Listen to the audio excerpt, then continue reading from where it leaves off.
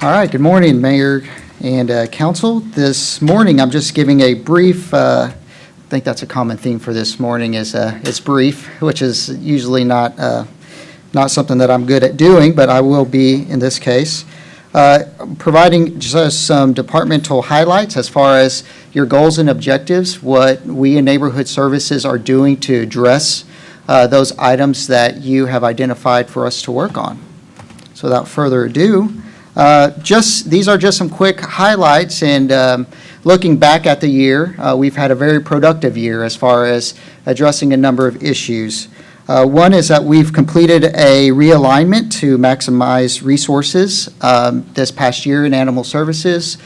We are, with this model, putting some officers at certain times more out in the field, which is obviously meeting the demands of our public. So this was accomplished, and it did not add any new staff. We're just reclassifying some of our shelter staff and reclassifying them to where we have more field staff. So again, using the what you've allocated and looking at how we can do a much more effective job.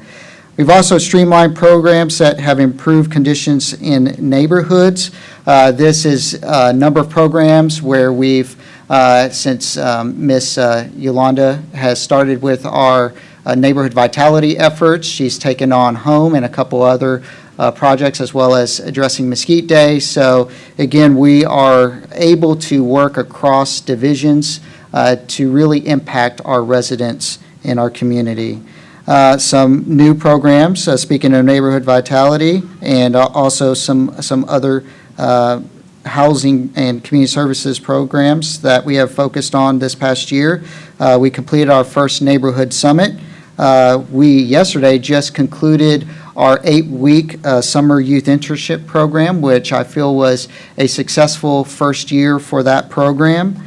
We've also assisted Public Works in some projects as far as in our community development block grant funds, which is assisting with some orphan sidewalks. This one in particular is assisting with the Peachtree project.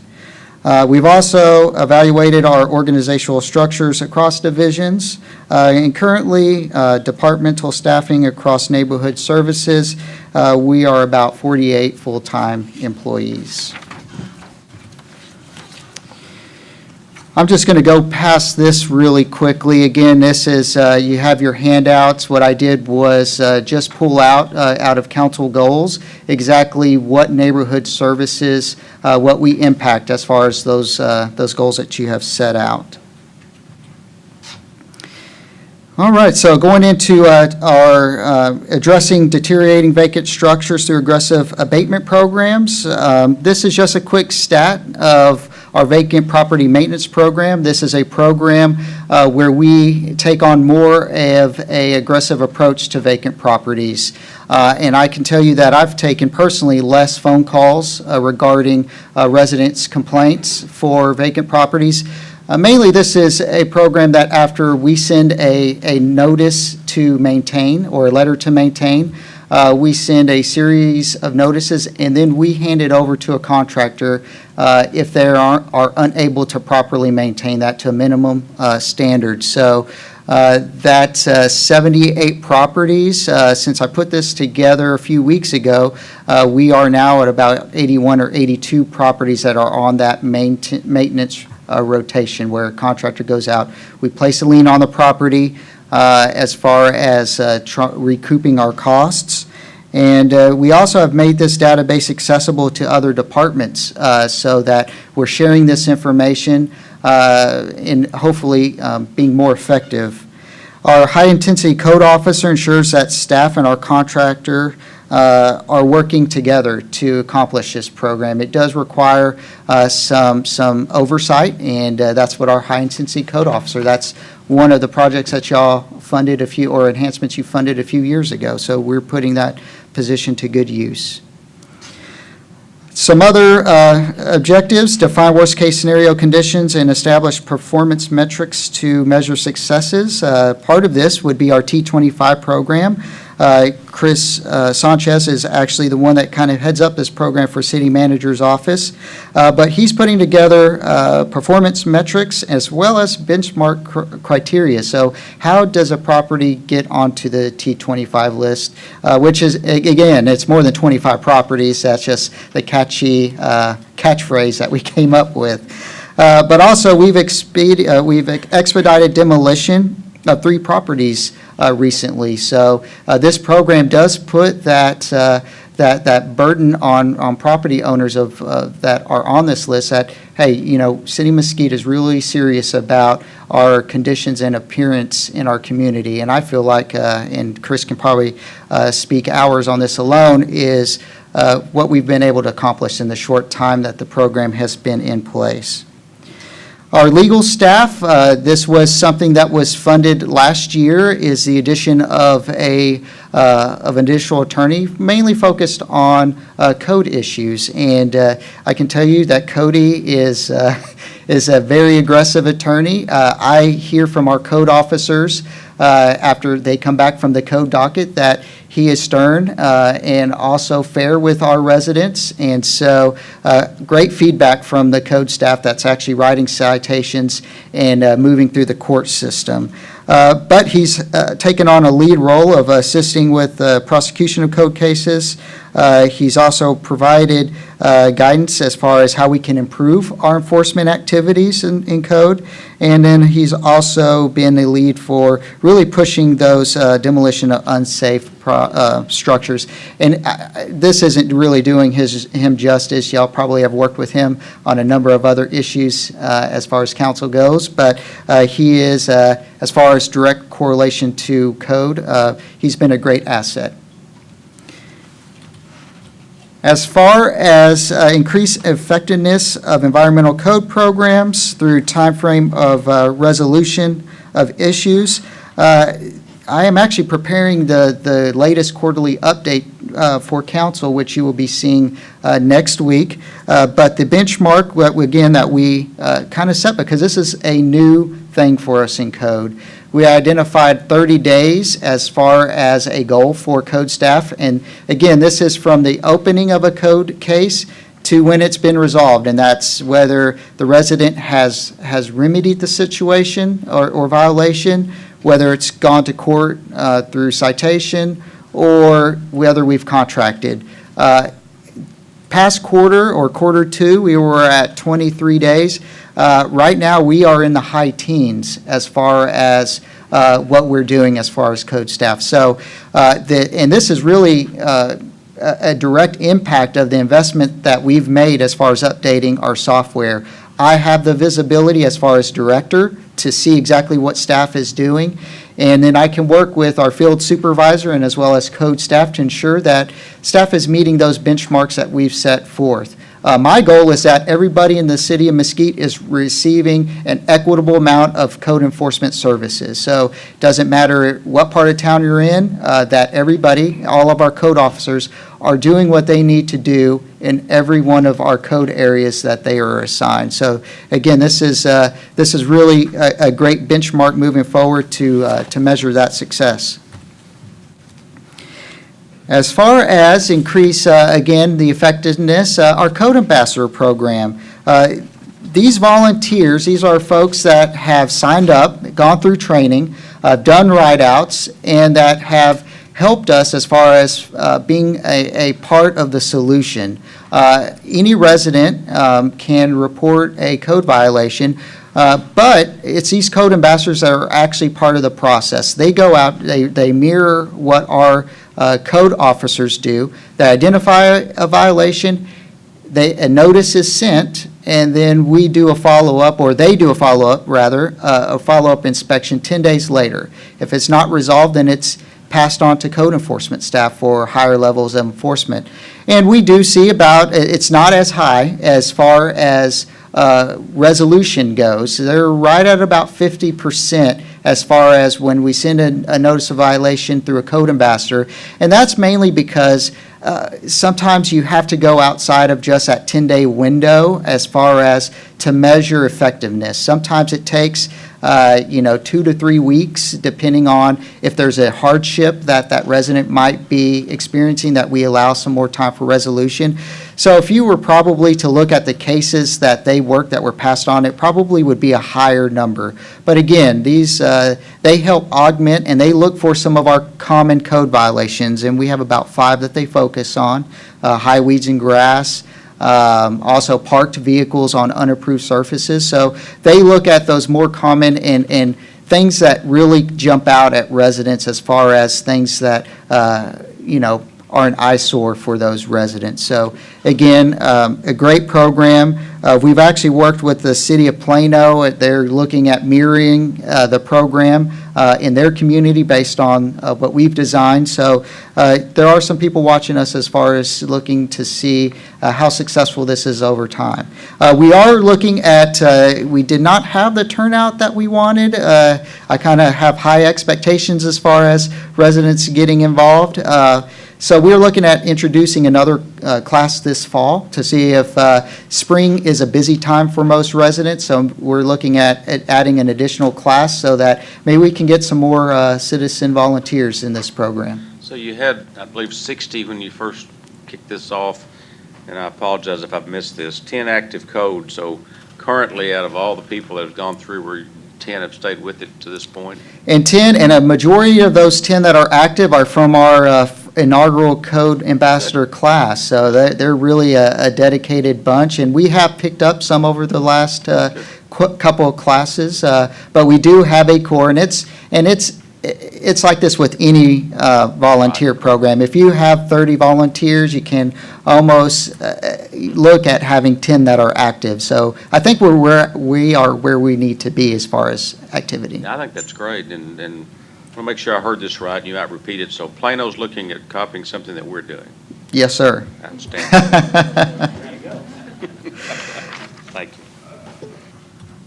All right, so moving on to emphasize the greatest needs in neighborhoods and how we're prioritizing issues.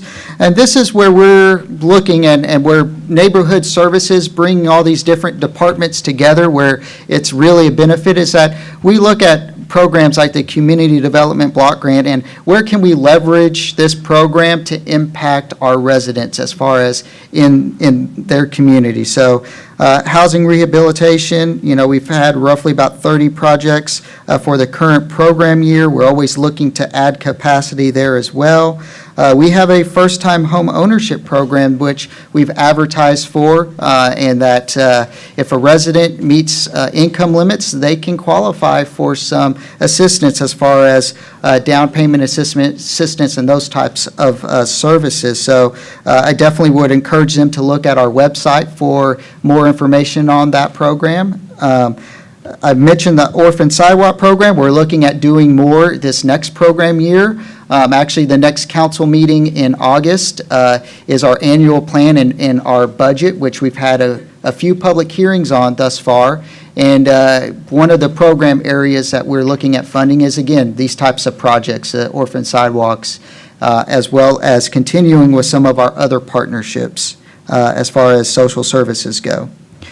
Also, the Neighborhood Stabilization Program, we have one house that we are very near selling. That would only leave two that need to be built from the ground up, and one that is currently being remodeled now that is on track. So our goal is, our goal with that we had set was pretty aggressive, of October of 2018. We'll probably go further than that goal, but mainly this is due to the fact that we are having to build from the ground up 2 of those houses.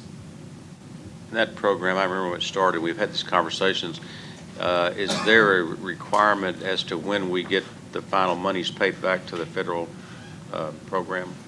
Well, no, but actually, we were allotted funds to buy those foreclosed properties. Once we remodel or rehab the properties and we sell them, those funds are kept by the city and then and allocated within our CDBG program. Does that make sense? No, yes, I'm following. I misunderstood the original. I knew the intent and what we've been doing with the program, but I thought it had an end date and the money should be returned. So that's great. That was originally the plan. Now they're giving them to CDBG. So they did more or less change. Perfect. Yes. Wonderful. We get to keep federal money. Mr. Archer? On the 30 projects for current year, program year on the housing rehab, what are some of the different types of things that we're doing for folks, or is there a common need that we hear about more often than not? They really vary. We have some emergency, obviously this time of year, we have AC units going out. It really varies. There might be a leak that's attributing to foundation issues. We also have exterior repairs and window replacements. I was looking for things those other things are important too. I was just wondering if we were doing some things that actually affect how the house looks. Yes, exactly. So windows, doors, maybe there's some rotted fascia board or something along those lines. That's where this program really focuses on. And when we're doing things like windows and doors, I guess we're probably doing some things that are geared towards more energy efficiency. Correct. Awesome. Correct. Awesome. And are we using that money every year pretty much? Yes, sir. We go through it. Where are you getting most of, or how are folks finding out about this? Really, we have information on our website. As far as a lot of time, also it's word of mouth. Maybe somebody said, "Hey," that have received services and that have also communicated to people that are similar situations to themselves. Great. We do have quite a few that put in an application, and we work through any type of waiting list to be effective in that we address those that we can help in that time, and also that we have the budget allocated to make those repairs as well. And tell me about the first-time home ownership program. I stepped out, so maybe I missed something a while ago. Sure. So that's really for somebody that meets some certain income limits. Anything that we do with the Community Development Block Grant, there are some income limit restrictions. So this would help people that are looking to be a first-time homeowner to help them with the cost of, whether it be the down payment assistance and those types of things. That's what this program helps them accomplish. When you're buying a home, sometimes you forget about how expensive those costs can be, and it's really, the program is focused on how to make that affordable so that if you are in that income bracket where they can be successful in a purchase of a first-time home. That is good. On the orphan sidewalk program, besides the Peachtree, do we have any others that we have identified that we want to look at, or maybe that's Matt, I'm not sure. We are, that whole campus area that's over by West Mesquite High School, there's other improvements we have to do along Signing, Military, coming down Main Street north of Signing. Okay. And again, just to reiterate for folks listening at home, that Matt is correct. That is exactly where, meeting with his engineering staff, where the most need was. So around the West Mesquite areas where the future dollars will be looked at being invested at. Any other questions, comments? Yes, sir. And I was going to ask also, because I know we have these new schools also at Hanby and Rutherford, and these elementary schools, small children that are walking these sidewalks. If we're looking into some of those areas as well, older neighborhoods, and addressing some of those sidewalks that really need repair for the children in these new schools. Well, we would work with, and we do work with engineering staff as far as when we saw how successful the Peachtree project was, meeting with them, and they do some grading as far as looking and evaluating where that need may be. The only caveat is that it does need to be, as far as when we're using funds like this, be in the geographic area of what we have identified as a community development block grant neighborhood. So we leverage as far as what we can do with the dollars and look at if those applicable projects are in those boundaries. Did that answer your question, Councilman? Okay. Following up, as far as prioritizing our code issues, and again, this is, again, just speaking on the data analysis as far as what we're able to do. This is a Rollingwood Hills neighborhood in western Mesquite. Earlier this year, we did a sweep, and this was an intensive sweep. As you can see, there were a number of residential areas that received a notice of violation, and this could have been for high weeds and grass and outdoor storage. I mean, there were a number of issues that staff came across. And the reason why I chose this is that you can see the heat map that we're able to look at where concentration of work was done. Now, we can do this for the entire city. We can zoom out and we can see not only where we need to focus as far as where staff has identified issues, but we can also do the exact same thing with complaints that are submitted to code. We can see and we can do an exact map similar to what you're seeing here, and if there's a hot spot that we're seeing an increase in caller complaints, then that's where we need to be focusing some of our resources and making more data-driven decisions as far as sending multiple staff members to do a sweep. So this is a kind of analysis that our InterGov system allows us to do, and it makes our job a lot easier, and you'll see in your quarterly update that you're about to receive that we do continue to see a decline as far as complaints that are submitted to our office. And so it's a combination of as far as what we're doing as far as resource allocation, as well as staff, being aggressive as far as ensuring that they're addressing violations in a timely manner. So just a quick example of what we're doing. We are also, as far as prioritizing code issues, this is again speaking to some changes that we've done at the animal shelter. Again, a reorganization has allowed us to put some additional staffing out in the field, which is great.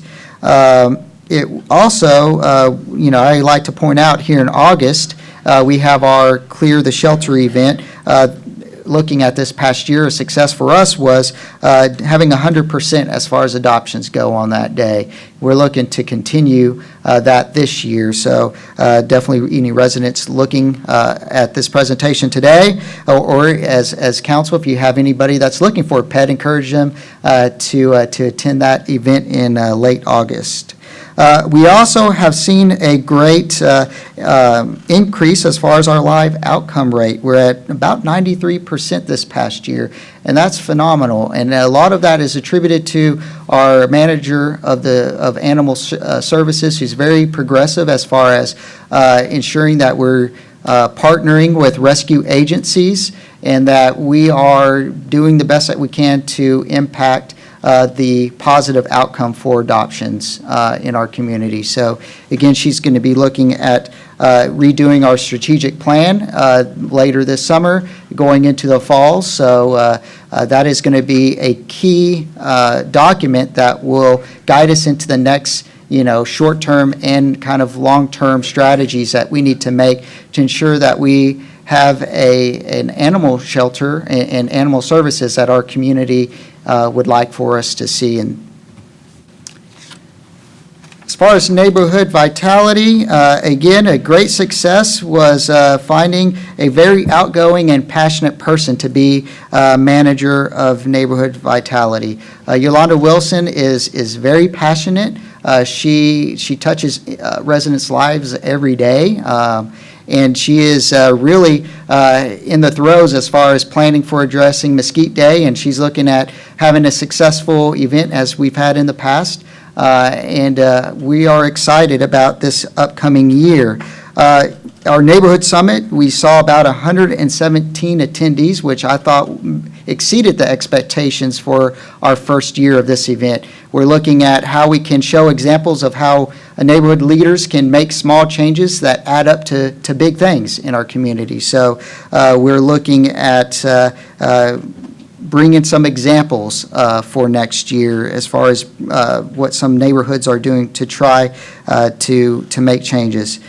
Yolanda has also done a series of neighborhood leader trainings. So this is how do you put together a neighborhood plan? And it doesn't need to be big things. And every community can do things such as scheduling a trash pickup, in their neighborhood. I mean, these are small things, but that some residents sometimes just need the guidance as far as how to do this and organizing themselves to be successful. And that's what Yolanda is doing, is really working with those neighborhood leaders to be force multipliers in our community. If you've done that part, yeah, I want to get. Sure. I'll do that now. First of all, I'm still very excited about this. I know that myself, Councilman Casper, and the mayor were at that first big summit we had. I think there was some powerful information shared and some, a lot of good stuff took place. I think some good collaboration and conversations between all of us and residents was good. I know there's been some follow-up, smaller training events, which I'm excited about. One of the questions I had was, as we're having those, I know we had one on the north side and one at Rutherford, I have not got to attend those last couple of ones. I know we have some long-term neighborhood crime watch and other neighborhood leadership individuals that have been showing up, and I'm sure that they could use that rejuvenation, if you will. How are we doing on collecting some new faces and some new folks to get them plugged in? For example, at my neighborhood meeting that we had just the other day in my neighborhood, there were about 3 or 4 ladies that really are getting more involved. I was able to say, hey, Yolanda, could you connect with them, which she did, which was great. But how's that going in terms of getting connected with new faces? Well, and that's a great question. As you see on this slide that we have 108, or I'm sorry, not 100, but 18 block leader plans submitted. So the block leader plan not only looks at what projects you need as far as to improve and what impacts you want to make in your neighborhood, but it also identifies succession planning. Because to run and operate, even though this is an effort among the neighborhood itself, it takes some work. So how can you kind of share the load across some of your neighbors? And some neighborhoods, that have been inactive for an amount of time. So how can we identify people in those neighborhoods? And that's what this plan addresses. That's what I'm looking for, just because of the number of areas where there's just no representation of any type of crime watch or other neighborhood type leadership. Sure. So this type of plan, Yolanda sits down with them and also will follow up. She also has a number of follow-up meetings that aren't listed here with neighborhood groups that are looking to move that momentum and get it moving to a forward direction. Mr. Kahili, you had mentioned recently that staff person could also be utilized a little bit maybe for some mediation situations. Have we had a chance to actually do that yet, or has that come up? Yeah, we turned over one issue to Yolanda where a resident was having a conflict with a parking issue, and unfortunately I did not get a follow-up before today on that, but we can definitely follow up. But that is something that we feel Yolanda can do, is create a conversation between neighbors over minor issues that, again, in this situation, the resident just didn't feel comfortable making that approach. And the last thing I'll just say is that, and this may be already happening, I have a number of residents from time to time who say, man, I'd sure like to have a block party. And I'm always happy to help them get that going, but I know some of the goal is to not have us as involved on the details. And so, I hope that, if not already, that Yolanda could also help folks direct them on how to have a block party and how to get certain resources there, et cetera, and get the street blocked off and all that. I think that'd be a useful thing if that's already been done. Yes, actually, there was a neighborhood that reached out to her a few weeks ago on, they were interested in doing such an event, and she provided guidance on, okay, well, these are some activities that you can plan on doing that will bring neighbors out, and she has made those connections. I don't think we've seen as many as I thought that we would, just because it's been so hot this year. But I am looking to have in her conversations recently have been with the National Night Out that's coming up in the fall time, so kind of October timeframe. So how to make those a little bit more successful. But I would anticipate in the next year that those conversations that she would be able to provide that exact guidance. How do you get neighbors out to meet each other? Block parties are a great way to do that. So we had and I won't touch on these because I'm sure you're going to hear a lot about them as far as in that you've been able to read them. We did put 3 budget offers as far as for neighborhood services. The first one was a property enhancement program that we would institute that would be citywide, that would allow residents to make some exterior repairs, and this would be a matching grant type arrangement. So there would be a maximum amount that a resident could qualify for based on, we used an approach similar to some other cities. We're looking at income limits, so where the priority would be on helping those that need the most help, but that would not disqualify you if you were from a higher tax bracket area, that it would not disqualify you from being able to receive some assistance as well. As I think that Councilman Casper pointed out, I think that all of us are on a budget. It doesn't matter where or how much you make, but we wanted to make this a more or less a program that was available to our residents citywide. Some comments that Councilman Archer, you brought up, there would definitely be a focus on those types of repairs that would also lead to a more energy efficient type residence. So those windows, sidings, doors, those types of things would be a priority as far as this project would go.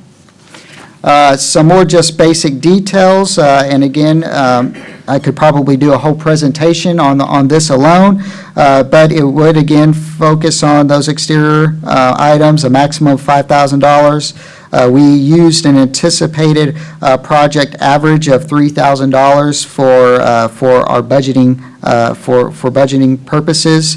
We looked at doing a total budget offer of $85,000, which the actual exterior repairs would be $65,000. We'd utilize some internal staff to do inspections and administration of the program. So those are work order credits that we would actually charge against this account to ensure that it was being managed in a effective manner.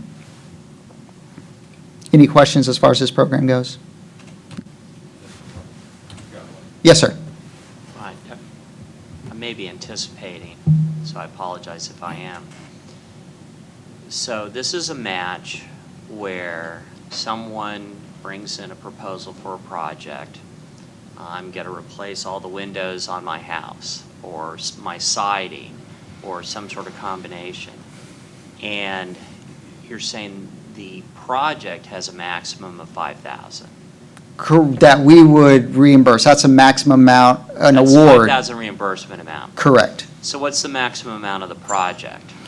It wouldn't. For instance, this comes up on a number of reimbursement programs. For instance, there's one with the North Central Texas Council of Governments for, and I'm just using this as a separate example. It's not related to this, but if somebody were wanting to put a storm shelter in their house, right? The federal government will reimburse you up to $3,000. The average cost of those is much higher, it's $7,000, $8,000, depending on how elaborate you are, but we would only be able to go up to that maximum amount for consideration. I got you. So one project maybe 20,000, one project maybe 50, one project maybe 6.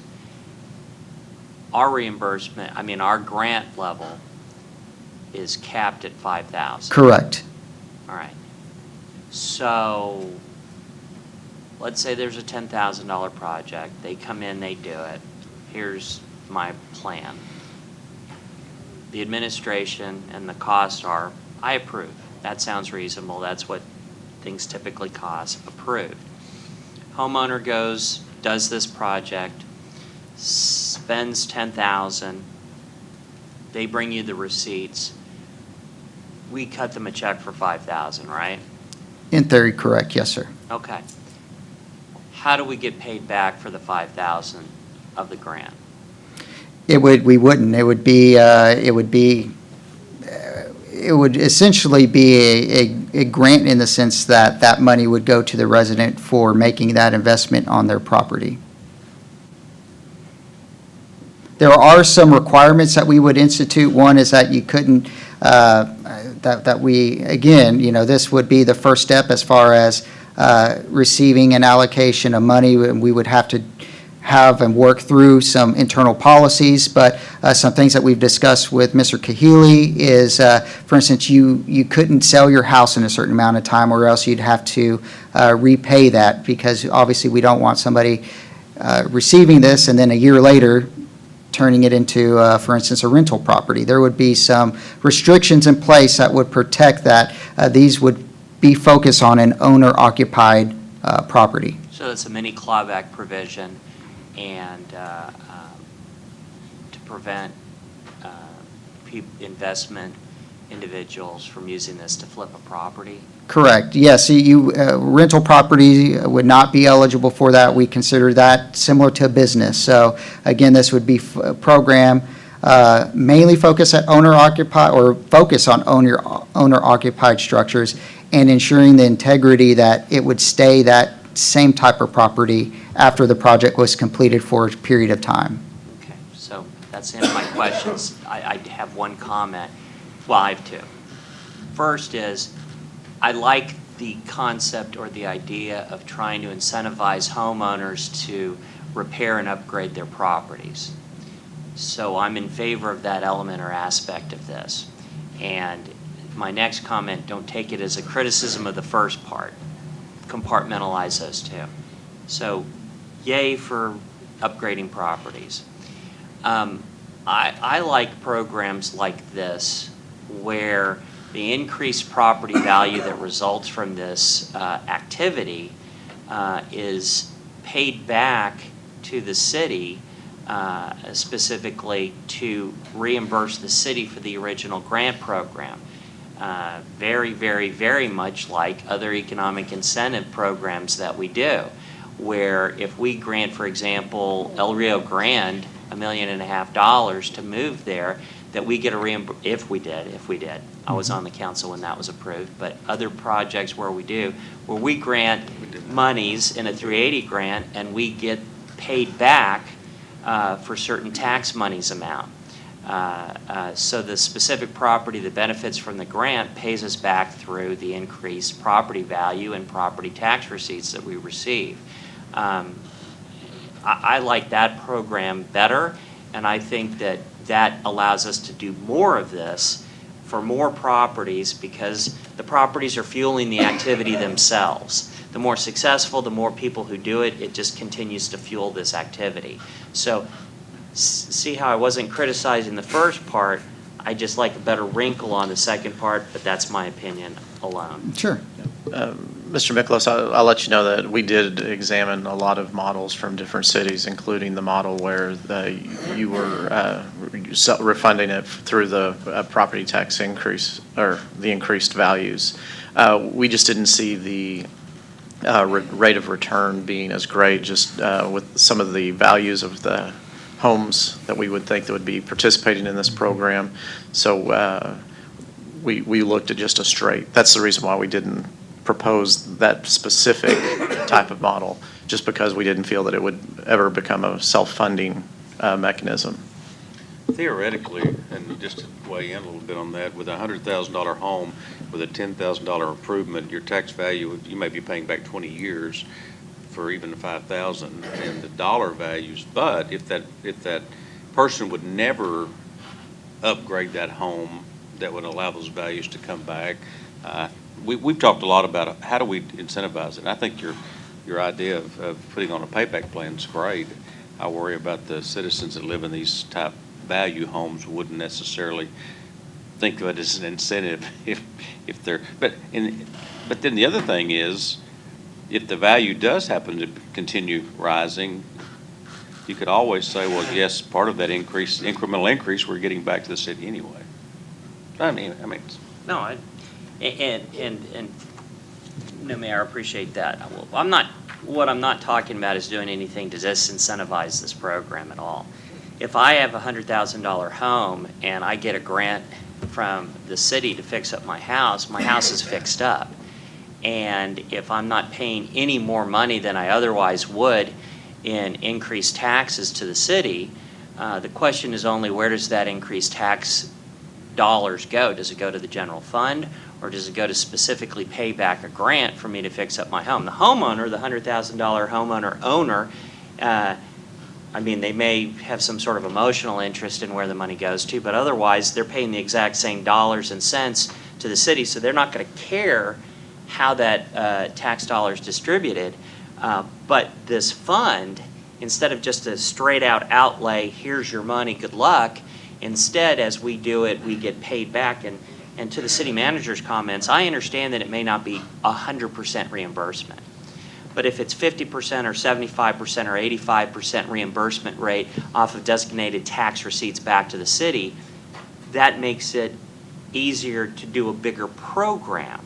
Sure. And the more homes that are fixed up, the more monies that are coming back to the city, the more of this we can do, the more homes we can fix up. And that's the whole point of tax increment financing. That's the whole point of incentive programs. So I'll just say that I'm just in disagreement with the idea that we want to fund 100%, therefore that let's not look at a reimbursement mechanism for this, because I think we can do a whole lot more. And quite frankly, I think it'll incentivize the homeowner. The more we do, the more it'll get out, the more it'll get out, the more people do it, the more people do it, the better we'll get. And we don't even have to do a 100% increment reimbursement amount. So we're still, as a city, benefiting from people fixing up their homes and utilizing a program. That's my thought. Sure. And it is, these types of programs do work on the premise that it's contagious, right? You see a neighbor working on their property, and then it encourages you to do the same. So there are a number of ways that we can design the program. This is merely just a budget offer that gets that process going. So obviously we would, before I would, finalize any type of program, I would work with Mr. Kahili and the rest of the city management staff and leadership to ensure that the program design is kind of what you as elected officials are looking for. Okay? We also have a budget offer as far as for an animal services dispatcher. The current way that we fill this need now is that an animal services officer, they're our field staff, if you will, if they are on call, then they work the dispatch position. What this budget offer essentially does is hires a person that would be a dispatcher Tuesday through Saturday, and would allow that on-call staff member to be able to be utilized out in the field. It would also put a secondary animal services officer out in the field on Saturday, so you would have two animal services officers that could respond to calls from the public on Saturdays. It also lightens the burden as far as calls to our water dispatch after hours, as far as on weekends or on Saturdays.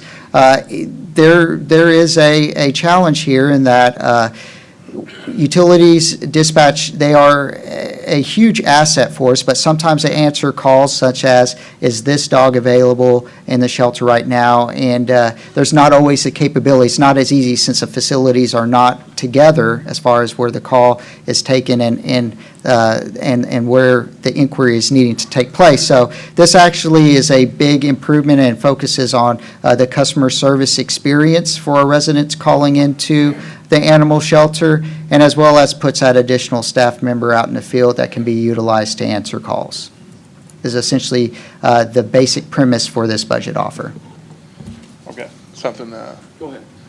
Well, did you have some more on animal services? I can wait if you got a little bit more on animal services, but. Well, this is, I have one more program, so this is the last talking point for animal services. Okay, so just a few thoughts I have about the shelter. First of all, just like in code enforcement, the progress that's been made in the last few years is is incredible. The 93% live rate, the adoptions, y'all are doing incredible work, and so that's something that we ought to be proud of, and we're proud of you for it. And I know in talking with our city manager a number of times that particular department is a challenge in terms of employees and retention. It's a tough job. It's not a fun job oftentimes, especially some aspects of it can be very emotional. Thank God for our volunteers. I do have a concern, and so I'm glad that you're addressing, a little bit more help with animal service officers in the field, because one of the biggest complaints I get from residents and things when I'm in neighborhoods often and see a lot of loose animals is the frustration of feeling like that, gosh, we just can't get anything done about so many loose animals in our neighborhood. And granted, we'll never control that completely. It's just going to happen. But oftentimes, and I also recognize the struggle of you call and y'all come and the animals leave. So I get that too. But sometimes I'm concerned about in the evenings if there's a dog that seems to, there's a concern that perhaps that dog is dangerous and our folks in the animal shelter aren't available, that we have a police officer that has to be stuck with that for a while. That always concerns me, as well as other evening and weekend scenarios. So I know we can't control it all, but with regards to things like trash and stuff like that animals get into that then you get called code enforcement for to deal with, or solid waste issues. So, I hope that we can continue to move forward and looking for ways to expand some of our animal control out in the field, and do some of that as well as we're doing the other aspects of great things that we're doing at the shelter. Sure. To specifically address some of your points is that when fully staffed, and again, you touched on it, that sometimes is a challenge, and I'm a realist, so there's no dancing around that subject, that sometimes it is difficult. I think that human resources, our animal services officers are on a step plan, so we do have some measures in place to help with our retention as far as those positions. If and when we are 100% staffed and we're bringing on our last vacancy that we have right now on animal services officer starts her training the first week of August, that would bring us to having all of those positions filled. And once we're able to completely have 100% officers, there is some things that we can do as far as scheduling goes that would provide some 5 to 7 coverage as far as being able to look for loose dogs in neighborhoods and those types of things. But the challenge has been thus far that we have not been able to implement that is because we've had some staff shortages. But once fully staffed, we have they're trained up, they're licensed, and they can do that field work independently. Then our plan is to provide some of that coverage in the evening hours. So I think that specifically talks to one of your points, or a couple of your points. Great. Thank you so much. No problem. The last budget offer and this is my last slide before just general questions that you may have for me, is a public service home buyer assistance program. And this would assist with not only recruiting but retaining some staff members here in Mesquite. This is modeled after a few programs that we were able to identify in the North Texas area. But essentially what it would do is it would allow staff, and it does not distinguish between someone having a public safety type position or general government. This would be eligible for all city employees that could assist with the down payment assistance as far as purchasing a house. And again, this is specifically talks to the council strategy as far as encouraging city employees to live in the city of Mesquite. It would place a forgivable lien on the property for a 5-year term, and if they leave before that 5-year term ends, then they must pay that back depending on and that would change depending if they left at year 3, for instance, or if they only had a year left. They would have to pay that back. We're not sure as far as the interest in this program. Again, this would be a first of this type of program here in Mesquite. So we did a budget offer for $30,000 with hopes that we would have approximately 6 or so properties that we could, or 5 properties that we could start with to engage interest as far as, and seeing if this would be a truly a good recruitment and tool to retain employees. Any questions as far as this budget offer? It's an interesting concept citywide. I know we've talked about some of our first responders and things like that in recruiting efforts, but that's an interesting thought. Probably merits a lot more discussion. Archer. It is interesting, and I agree. And I'm thrilled at having the opportunity to have more city employees living in the city.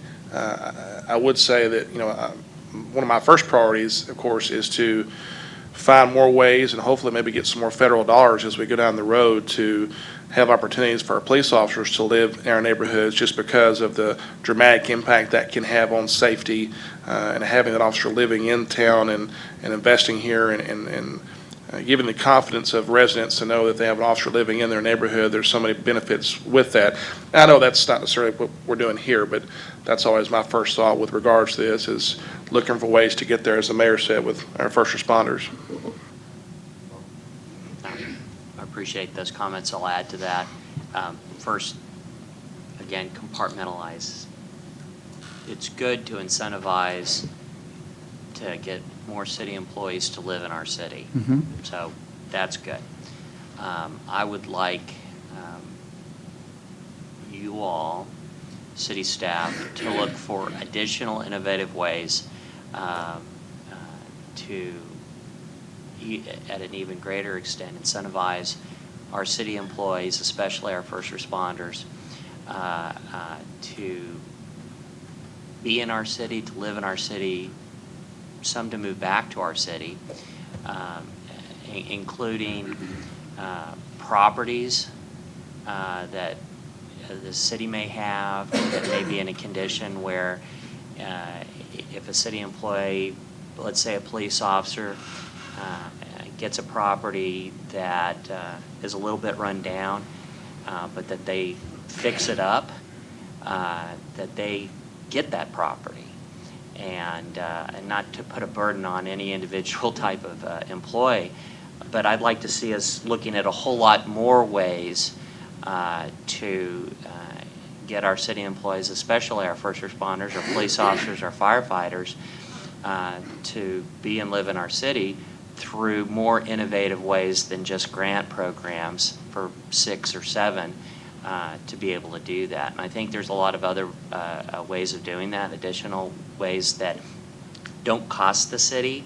And I agree with Councilman Archer. They're also looking at additional grant programs for federal grant dollars to be able to also utilize that. So I just asked for more of that. Sure, and we did. We looked at a number of ways to design this program, and we did look at the housing or properties that the city currently has, and we just found that there weren't as many as we thought that had a structure on it. Right, a lot of property that the city has do not have structures on it. So we looked at a number of different ways as far as that we could design this system or this type of a program. So we will continue to look at those type of opportunities as well. Yeah, so, and I just want to make sure that, because I don't think that the council intends this as any sort of vilification or anything of people who have chosen to live outside the city. I think it's truly an encouragement program, and I just want to make sure that that's clear for everyone out there, that we understand that there are certain factors in life that may affect or require you to live somewhere else, and that's fine. We're just trying to encourage more folks to live in the community where they work, and so there you have it. Raymond, I just, as we looked into this, were you able to identify any of the federal programs?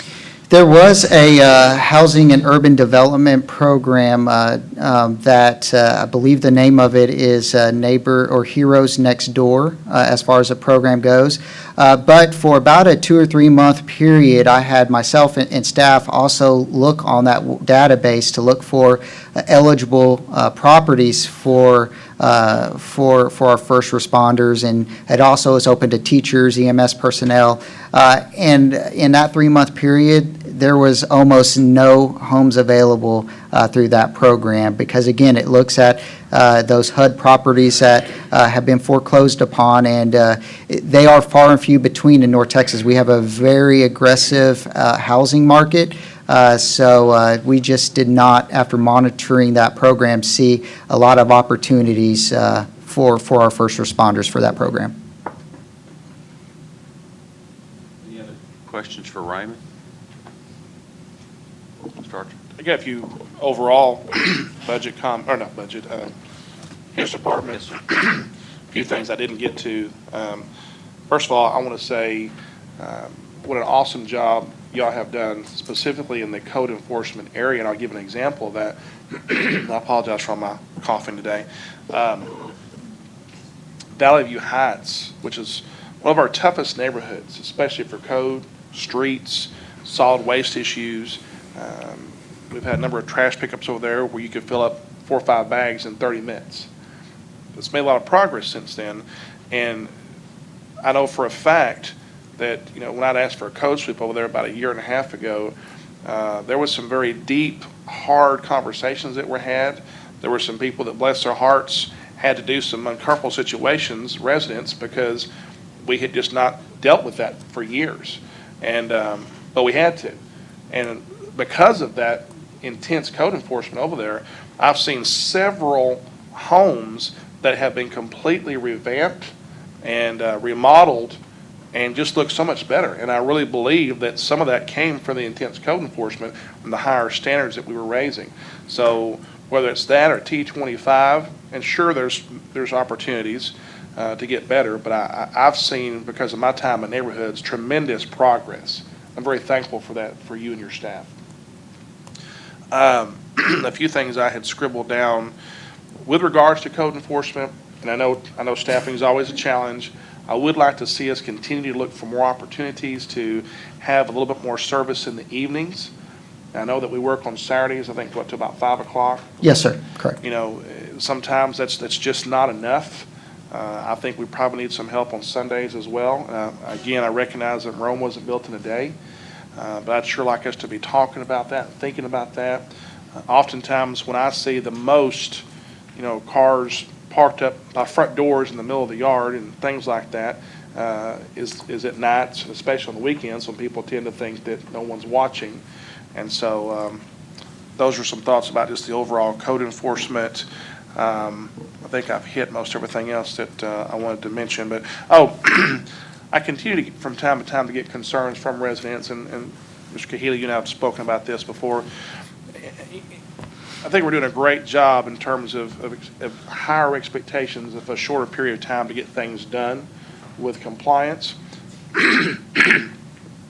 Sometimes I have residents who are concerned about if a notice goes out on Thursday or Friday and doesn't hit till Monday, and so some of their days of to get compliant are already expended during that time.